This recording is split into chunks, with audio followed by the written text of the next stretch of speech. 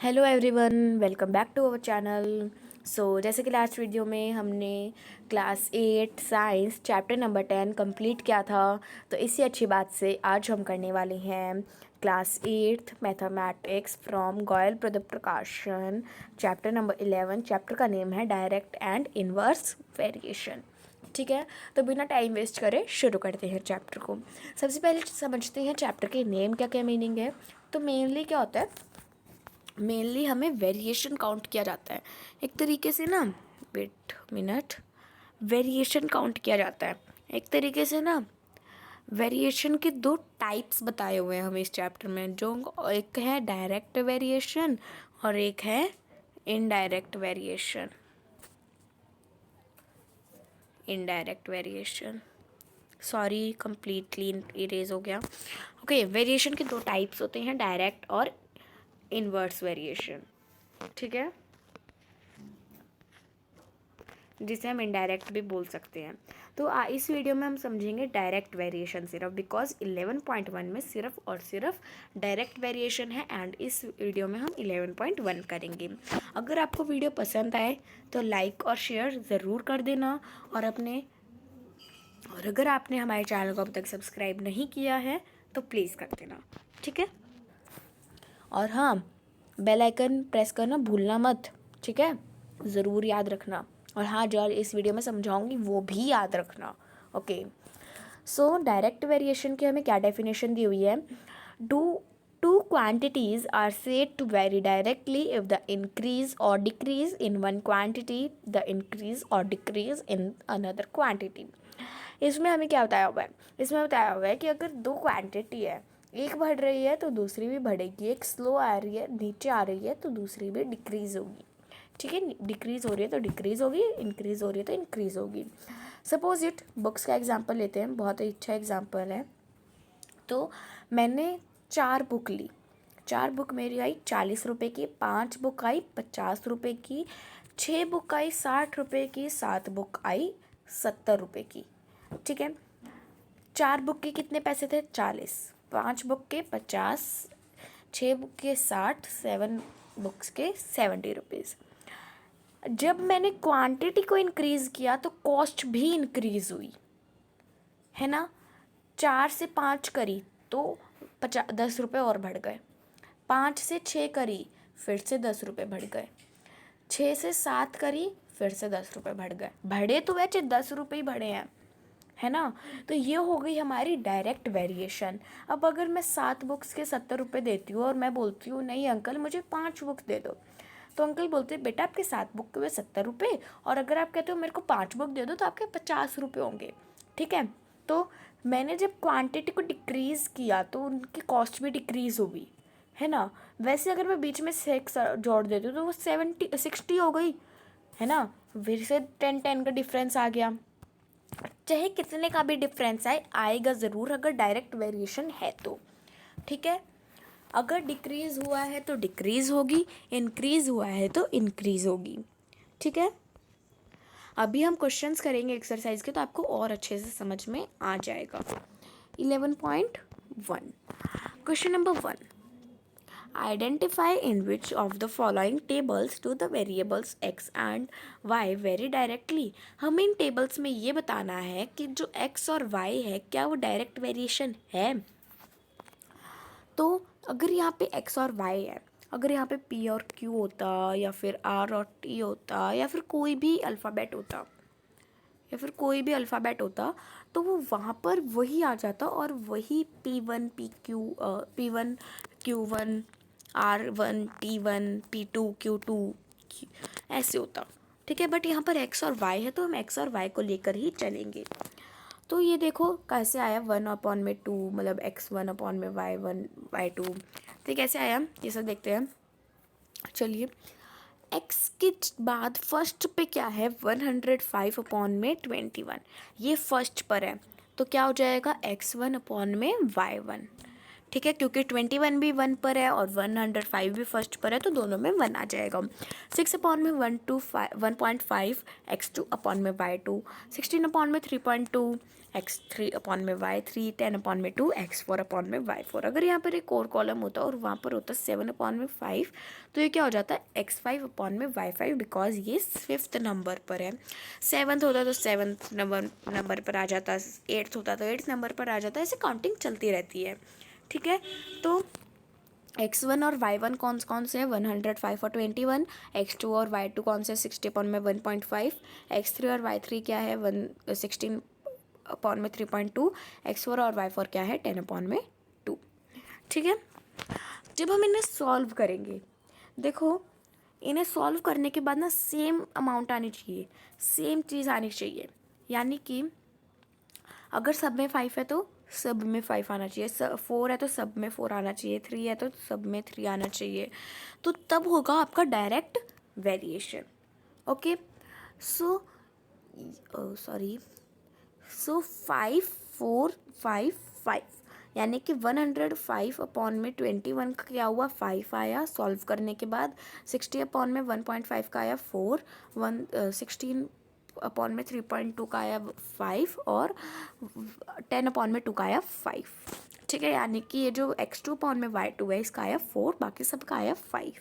चाहे एक का ही डिफरेंस आया, अलग आया, पर इक्वल नहीं हो गए, यानी कि ये डायरेक्ट वेरिएशन नहीं है। ठीक है, यानी कि हमें दिया भी हुआ है हेयर x1 अपॉन में x1 अपॉन में y1 not equal to x2 upon में y2 not equal to x3 upon में y3 and equal to x4 upon में y4, बिकॉज क्या है 5 5 है दोनों में। ठीक है, it is not very directly. Then second part भी ऐसे ही करेंगे। तो जब हमने x1 अपॉन में y1 को सॉल्व किया, यानी कि 10.5 अपॉन में 7 को सॉल्व किया तो आया 3.3 अपॉन में 2, x2 अपॉन में y2 को सॉल्व किया तो आया 13.5 अपॉन में 90, यानी कि 3/2, x3 अपॉन में y3 यानी कि 18 अपॉन में 12 आया 3/2, x4 अपॉन में y4 यानी कि 22.5 अपॉन में 14 सॉल्व करने पर आएगा 3.3/2। तो यहाँ पर अगर आपने नोटिस किया हो तो x1 x2 अपॉन में y2 x3 अपॉन में y3 और x4 अपॉन में y4, तीनों की वैल्यू क्या है 3/4 है। ठीक है, तो ये क्या हो गए आपके डायरेक्ट वेरिएशन हो गए, क्योंकि सबका सेम है। ओके, सब एक दूसरे से डायरेक्ट वेरिएशन डायरेक्टली वेरी कर रहे हैं, यानी कि ये डायरेक्ट वेरिएशन है। एक क्वांटिटी बढ़ी, दूसरी भी बढ़ी, दूसरी घटी, तीसरी भी घटी। ठीक है, देन थर्ड पार्ट, इसमें भी वैसे ही सेम होगा। तो x1 अपॉन में y1 यानी कि 12 अपॉन में 6, x2 अपॉन में y2 यानी कि 16 अपॉन में 8, x3 अपॉन में y3 यानी कि 3 अपॉन में 1.5, x4 अपॉन में y4 यानी कि 19 अपॉन में 9। ठीक है, तो 12 अपॉन में 6 यानी कि 2, 16 अपॉन में 8 यानी कि 2, 3 अपॉन में 1.5 यानी कि 2, 19 अपॉन में 9 यानी कि 2.1, यानी कि ये अलग है, क्योंकि बाकी सब का तो 2 है बट ये 2.1 है, यानी कि ये डायरेक्ट वेरिएशन नहीं है। ओके, ये वेरी डायरेक्टली नहीं कर रहे। Okay, then question number 2, if the variables very directly find the missing values. अगर जो वेरिएबल्स है वो डायरेक्टली वेरी कर रहे हैं तो हमें मिसिंग वैल्यूज़ फाइंड करनी है। फर्स्ट क्वेश्चन में हमें यहाँ जो क्वेश्चन मार्क है इसकी जगह पर वैल्यूज़ दी हुई थी, हमें सिर्फ बताना था।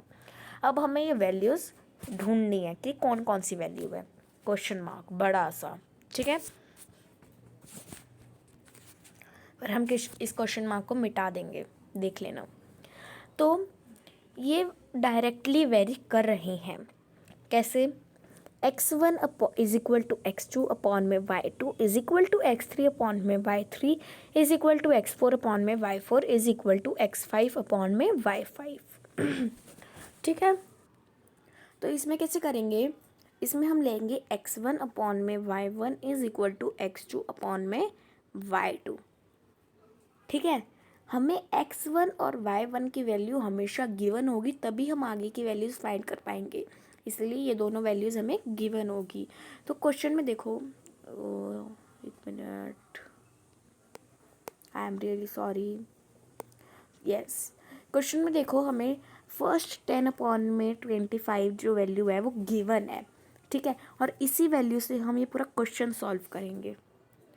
तो हमें x1/y1 is equal to x2/y2, x1/y1 की वैल्यू क्या है 10/25, वैल्यूज पुट करते हैं, 10/25 is equal to x2/y2, sorry y2 नहीं आएगा, 6 आएगा, 6 तो गिवन है ना, हमें x2 की वैल्यू फाइंड करनी है, ठीक है। तो x2 की वैल्यू फाइंड करने के लिए हम क्या करेंगे, x2 इज इक्वल टू 10 × 6/25, ठीक है। इसको कट करते हैं तो ये आ जाएगी आपकी x2 की वैल्यू, यानी कि x2 की वैल्यू क्या है 2.4, यानी कि कैसे आई मैं बताती हूँ, ये सॉरी ये 5 पे, ये 2 पे, 2 × 6/5 यानी कि 12/5, तो 5 2 ज़ा 10, 2 बचा, पॉइंट लगा कर 0 लिया, और फिर क्या आया 4 पे 20 आया, क्रॉस कट के आपका आ गया 2.4, जो कि है x2 की वैल्यू, यानी कि हम यहाँ पर क्या पुट करेंगे, यस हम यहाँ पर क्या पुट करेंगे 2.4, ठीक है। देन हम फिर से x1/y1 से x3/y3 ऐसे ही निकालेंगे, तो x3 हमें गिवन है और y3 हमें फाइंड करना है, y3 हमारा आ जाएगा 18.0, जिसे हम 18 भी लिख सकते हैं, या आप 0 भी हटा सकते हो, ठीक है। देन इसी x1 और x1/y1 से x4/y4 की वैल्यू निकालेंगे, तो हमें इसमें y4 की वैल्यू निकालनी है, x4 की वैल्यू गिवन है, तो y4 की वैल्यू आ जाएगी 22.5, ठीक है। देन x1/y1 से x5/y5 निकाल लेंगे, उसमें हमें y5 गिवन है, x5 की वैल्यू आ जाएगी 4.8, ठीक है। तो ये टेबल जो है आपकी पूरी क्वेश्चन जो मार्क थे वो हमने सब हटा दिए, मैंने आपको स्टार्टिंग में बोला था ना हम क्वेश्चन मार्क को हटा देंगे, ठीक है ना। तो यहाँ पर था 2.4, यहाँ पर था नहीं, यहाँ पर नहीं था, यहाँ पर था और यहाँ पर था, है ना, और ये सब क्वेश्चन मार्क जो है वो हट चुके हैं अब। देन सेकंड पार्ट पे आते हैं। मैंने कहा था कि हर जगह आपको XY नहीं देखने को मिलेगा, PQ और या फिर कुछ भी देखने को, कोई भी वेरिएबल्स देखने को मिल सकते हैं। तो इस क्वेश्चन में है PQ, यानी कि हम P1/Q1 is equal to P2/Q2 ऐसे करके वैल्यूज़ निकालेंगे, जैसे हमने फर्स्ट क्वेश्चन में निकाली। तो P1/Q1 की वैल्यू गिवन है 6/10 और Q2 की वैल्यू हमें गिवन है 15, तो P2 की वैल्यू आ जाएगी 9, ठीक है। P1/Q1 से P3 और Q3 की वैल्यू निकाल लेंगे, वो आ जाए P1/Q1 है 6/10 और Q3 हमें फाइंड करना है, तो Q3 की वैल्यू जो है वो आ जाएगी 20, ठीक है। Then P1 is equal to P1/Q1 is equal to P4/Q4, तो P1/Q1 है 6/10 और P4 हमें फाइंड करना है, तो P4 की वैल्यू आ जाएगी 24, ठीक है। Then P1/Q1 is equal to P5/Q5, तो इसमें P1/Q1 6/10 और P5 की वैल्यू निकालनी है, P5 की वैल्यू आ जाएगी आपके पास 18, okay. Then P1/Q1 is equal to 6/Q6, ठीक है। तो P1/Q1 है 6/10 और हमें P6 निकालना है, जो कि Q6 फाइंड करना है, P6 हमें गिवन है 15, तो Q6 की वैल्यू आ जाएगी 25। इस क्वेश्चन से भी हमने क्वेश्चन मार्क्स हटा दिए बिल्कुल, ठीक है। देन थर्ड पार्ट पे आते हैं। अगर आपको कोई भी पार्ट नहीं समझ आ रहा तो आप मुझे कमेंट बॉक्स में बता सकते हैं, मैं ज़रूर आपका डाउट सॉल्व करूँगी, ठीक है। देन थर्ड क्वेश्चन में XY दिया हुआ है, तो X1/Y1 की वैल्यू गिवन है 4/30, तो x1 अपॉन में y1 is equal to x2 upon में y2, यानी कि x1 अपॉन में y1 यानी कि 4/30, यानी हमें y2 की वैल्यू फाइंड करनी है। तो y2 की वैल्यू आ जाएगी आपके पास 10, सॉरी x2 की वैल्यू फाइंड करनी है हमें, y2 की नहीं करनी है, x2 की फाइंड करनी है, सॉरी। तो x2 की वैल्यू आ जाएगी आपके पास 10। देन x1 अपॉन में y1 से x3 अपॉन में y3 की वैल्यू निकालेंगे। तो x1 अपॉन में y1 यानी कि 4/30, इसमें हमें y3 की वैल्यू निकालनी है। y3 की वैल्यू आ जाएगी 37.5, ठीक है। देन x1 अपॉन में y1 is equal to x5 upon में y5, यानी कि यहाँ पर 4 आएगा, यस, यहाँ पे 4 आएगा। आई रियली सॉरी, मैंने गलत लिखा हुआ है। ओके, तो x4 अपन में y4, यानी कि हमें इसमें y4 की वैल्यू फाइंड करनी है। तो y4 की वैल्यू जो है आपकी आ जाएगी 67.5, ठीक है। देन इन सब की ये इस क्वेश्चन में से भी हमें क्वेश्चन मार्क जो है वो हटा दिया है, इसको मिटा दो, ठीक है। और वो ये मिटेगा कब, जब आप मेरी वीडियोस देखोगे, लाइक करोगे, शेयर करोगे, है ना, तो कर दिया करा, ठीक है। Then question number 3, find the cost of 8 kg apples if 7 kg of apples cost ₹315। हमें 8 किलो एप्पल्स की हमें कॉस्ट निकालनी है अगर 7 किलो एप्पल जो है वो 315 के हैं। तो कॉमन सेंस की बात है, जब एप्पल्स बढ़े यानी कि 7 किलो से 8 किलो हुए तो उसकी कॉस्ट भी इंक्रीज़ हो गया, यानी कि 315 से कम तो आनी नहीं है, ठीक है। तो इसी क्वेश्चन से करेंगे हम, इसी फॉर्मेट से करेंगे, यानी कि ऊपर लिखेंगे क्वांटिटी इन केजी और नीचे लिखेंगे कॉस्ट इन रुपीज़। ऊपर वाला हो जाएगा x और नीचे वाला हो जाएगा y। ये हो जाएगा x1 अपॉन में y1 और ये हो जाएगा x2 अपॉन में y2, ठीक है। तो x1 अपॉन में y1 is equal to x2 upon में y2। x1 अपॉन में y1 है 7 अपॉन में 15 और x2 है 8 और y2 की वैल्यू हमें फाइंड करनी है। तो y2 की वैल्यू क्या आ जाएगी आपकी 360, यानी कि 8 किलो एप्पल कितने के हुए, 360 रुपीज़ के, 360 के, ठीक है।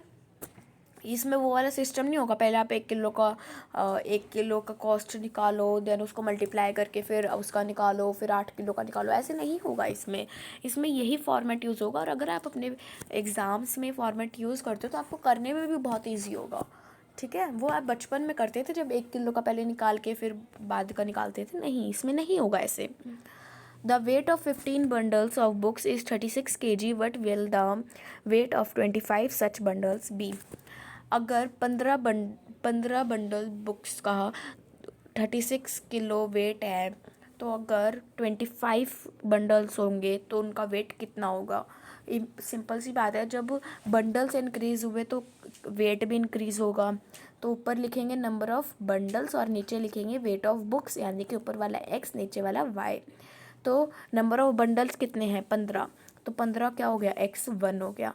Then weight of books, 15 bundles का कितना वेट है, 36 किलो, ये क्या हो गया, y1 हो गया। देन बंडल्स कितने हैं, 25 है, वेट कितना है, फाइंड करना है, ये हो गया y2, ठीक है। तो x1 अपॉन में y1 is equal to x2 upon में y2। तो 15 अपॉन में 36 इज इक्वल टू 25 अपॉन में y2 की वैल्यू आ जाएगी 60, यानी कि 25 बंडल्स का 60 किलो जो है वो वेट हो गया, ठीक है।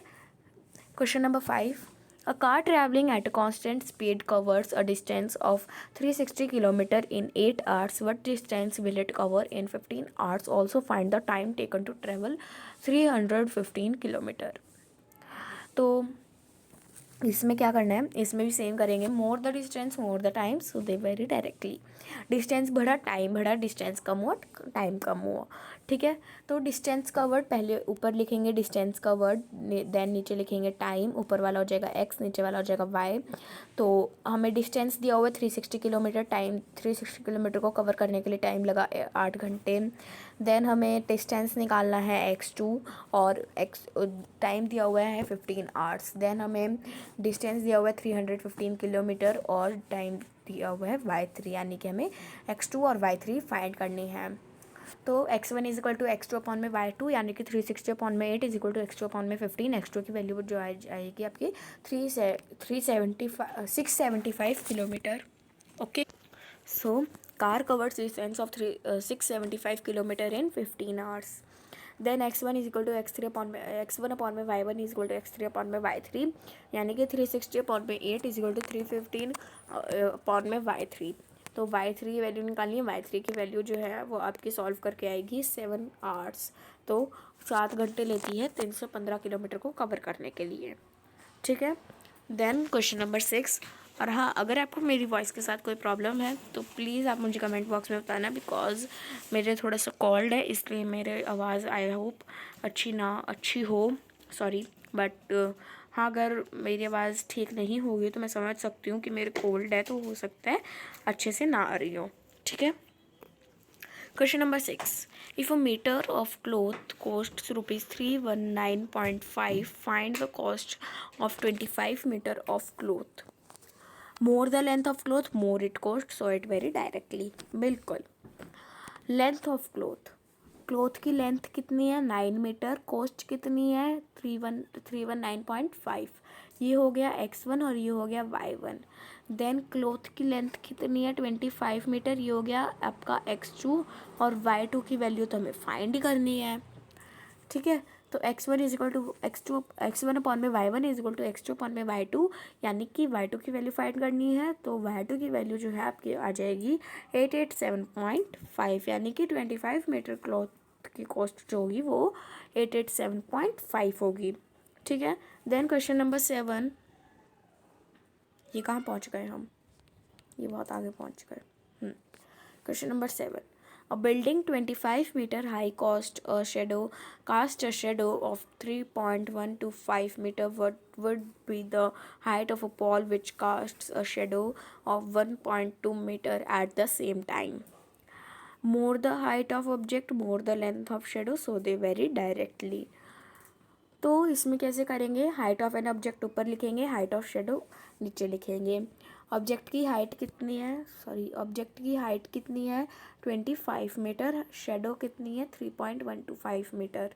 ठीक है, x2 हमें फाइंड करना है और हमें y2 दिया हुआ है 1.5 यानी कि ये हुआ x1 और ये हुआ y1, ये हुआ x2, ये हुआ y2। x2 की कॉस्ट हमें फाइंड करनी है, x2 की वैल्यू हमें फाइंड करनी है। ठीक है, तो x1 is equal to x1 upon में y1 is equal to x2 upon में y2। तो हमें x2 की वैल्यू फाइंड करनी है। x2 की वैल्यू जब आप सॉल्व करोगे तो आएगी 9.6 मीटर यानी कि अगर एक पोल की हाइट 9.6 मीटर है तो उसकी 1.2 मीटर शेडो होगी। ठीक है, then question number 8। A car consumes 4.5 liter of petrol to cover a distance of 76.5 kilometer. How many liters of petrol will be consumed of a distance of 136 kilometer is to be covered? More the distance covered by the car, more petrol consumed, so it vary directly. हम लिखेंगे distance covered kilometre में और petrol consumed litre में। ठीक है, distance कितना cover हुआ है 76.5 और लीटर कितना लगा है इस डिस्टेंस को कवर करने के लिए 4.5 लीटर। ठीक है, डिस्टेंस कवर हुआ है 136 किलोमीटर सॉरी, और पेट्रोल की वैल्यू हमें निकालनी है कि 136 किलोमीटर कंप्लीट करने के लिए कितना पेट्रोल यूज़ हुआ है यानी कि ये y2 हो गया, ऊपर x2 ये हो गया x1 और ये हो गया y1। x1 अपॉन में y1 is equal to x2 upon में y2। ठीक है, तो y2 की वैल्यू फाइंड करनी है। y2 की वैल्यू आ जाएगी 8 लीटर्स। ओके, देन 8 लीटर जो है वो पेट्रोल लग जाएगा जब हम 136 किलोमीटर जो है वो कंप्लीट करेंगे डिस्टेंस का। Then question number 9। If the wages of 14 workers is rupees 1190 for 1 day, how much will the wages of 26 workers for 1 day be? More the number of workers, more the number of workers, more the number of wages, so it varies directly. Number of workers ऊपर लिखेंगे, then wages नीचे लिखेंगे। Number of workers 14 worker है 1190, जो wages है वो rupees ले जाते हैं, और अगर 26 वर्कर है तो हमें वेजेस जो है वो फाइंड करनी है, यानी x2 हो गया, ये y2 हो गया जो हमें फाइंड करना है, ये x1 हो गया और ये y1 हो गया। ठीक है, तो y2 की वैल्यू फाइंड करनी है। y2 की वैल्यू आ जाएगी 2210, यानी कि 2210 रुपये जो है वो 26 वर्कर्स जो है वो ले जाएंगे। Then question number 10, the cost of 16 cartons, each having 24 biscuits packets, is rupees 1536. What is the cost of 11 cartons, each having 25 packets of biscuits? इसमें वो वाला कार्टून्स की बात नहीं करी गई जो आप टीवी पे देखते हो, नो। इसमें वो कार्टून्स की बात करी गई है एक बॉक्स की। बॉक्स के अंदर 24 बिस्किट है, वो कितने रुपए के हैं? 1536। ठीक है, तो अगर 11 कार्टून्स में 25 पैकेट है, हर एक कार्टून में 25 पैकेट है बिस्किट के, तो कितने रुपए के हुए? More the number of biscuit packets, more the cost of it, hence it is very directly. तो नंबर ऑफ़ बिस्किट पैकेट क्या है ऊपर लिखेंगे और कॉस्ट ऑफ बिस्किट पैकेट नीचे लिखेंगे। Number of biscuit packet 16 into 24, 16 into 24 क्यों किया? क्योंकि 16 कार्टूनों में 24 पैकेट है बिस्किट के, इसीलिए। देन कॉस्ट कितनी हुई? 1536। Then number of biscuit packet 11 into 25, because 11 cartons में 25 पैकेट है। नीचे y2 कॉस्ट हमें फाइंड करनी है, x1 अपॉन में y1 is equal to x2 upon में y2। तो सॉल्व करेंगे तो आपको मिलेगा 1100, यानी कि उन बिस्किट्स की कॉस्ट हुई 1100 जो कि 11 कार्टून्स में है। ठीक है, then question number 11, 68 boxes of a certain commodity require a shelf length of 13.6 meter. How many boxes of the same commodity would occupy a shelf length of 20.4 meter? ठीक है, तो इसमें मोर the number of boxes more length would be covered, so it varies directly. Number of boxes ऊपर लिखेंगे, shelf की length नीचे लिखेंगे। तो नंबर ऑफ बॉक्सेस है 68, लेंथ कितनी हुई शेल्फ की? 13.6 मीटर। नंबर ऑफ़ बॉक्सेस हमें फाइंड करनी है और इन बॉक्सेस की कितनी शेल्फ लेंथ हुई? 20.4 मीटर। ठीक है, x1 अपॉन में y1 is equal to x2 upon में y2। x2 की वैल्यू फाइंड करनी है, सॉल्व करेंगे, मल्टीप्लाई करेंगे तो आ जाएगी 102। ठीक है, तो 100 बॉक्सेस जो है वो 20.4 मीटर जो है वो शेल्फ की लेंथ यूज़ करेगी, ऑक्यूपाई हो जाएगी, ज़रूरत पड़ेगी। ठीक है, then question, yes, then question number 12, if the thickness of 500 sheets of paper is 3.5 centimeter, then what would be the thickness of 275 sheets of the paper? More the number of sheets, more the thickness of these sheets, so it varies directly.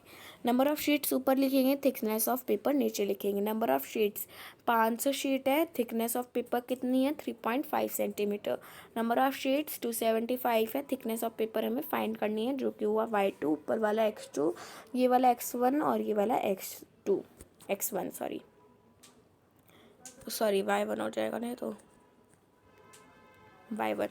ठीक है, तो x1 upon में y1 is equal to x2 upon में y2, यानी कि हमें y2 की value find करनी है। तो y2 की वैल्यू आ जाएगी 1.925 सेंटीमीटर। ठीक है, तो thickness of 275 sheets is 1.925 centimetre.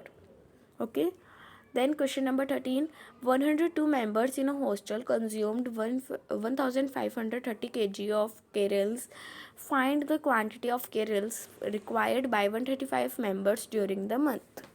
More the members in a hotel, more the cereal would be consumed, so it varies directly. Number of members जो है वो ऊपर लिखेंगे जो कि 102 है, cereals consumed किलो में आएगी जो कि नीचे लिखेंगे जो कि है 1530। नंबर ऑफ़ मेंबर है 135, और अगर केरल्स हमें फाइंड करनी है कि 135 लोगों में कितनी केरल्स यूज़ होगी, तो x1 अपॉन में y1 is equal to x2 upon में y2 की वैल्यू फाइंड करनी है। तो y2 की वैल्यू आ जाएगी सॉल्व करने के बाद 225 kg।